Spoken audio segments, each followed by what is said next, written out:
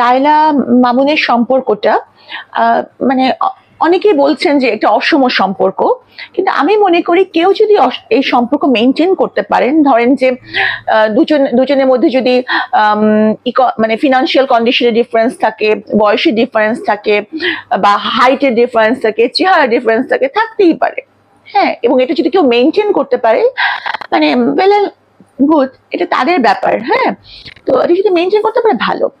কিন্তু আমার যেটা মানে একটু খারাপ লেগেছে সেটা হচ্ছে যে 4টা বছর যখন পরস্পরের সাথে মানুষ থাকে, সেটা ভালোবাসা হোক, প্রেম হোক, বা মায়ার বন্ধনে হোক, পরবর্তীতে যখন একজন আরেকজনের সম্পর্কে খুব খারাপ কথা বলে, হিউমিলিয়েট করে কথা বলে, বা ছোট করে কথা বলে, আবার আরেকজন যদি তাকে একেবারে একটা মামলা দিয়ে মানে কারাগার পর্যন্ত ড্র্যাগ করে নিয়ে যায়, তাহলে তাহলে হয় কি, এই কাদা ছোড়াছুরির মধ্যে বা পরস্পরের জেদাজেদির মধ্যে একজন জিততে চায়, ও জিততে চায়, ও জিততে চায়, তাহলে হয় কি সম্পর্কটাই হেরে যায়, এবং সম্পর্কটা সবার কাছে একটা হাস্যাস্পদ বিষয়ে পরিণত হয়, এবং পরবর্তীতে মানুষ এসব সম্পর্ক নিয়ে একটা ভীতিকর অবস্থায় চলে যায়, যে আচ্ছা এরকম সম্পর্ক করতে গেলেও কিন্তু মানুষ তখন ভাবে যে আল্লাহ না।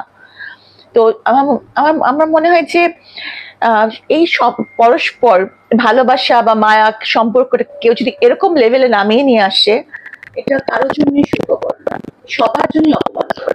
জেলখানা থেকে এসে গোসল করেছেন দুধ দিয়ে, আসলে জেলখানা কি আসলেই খুব কষ্টের?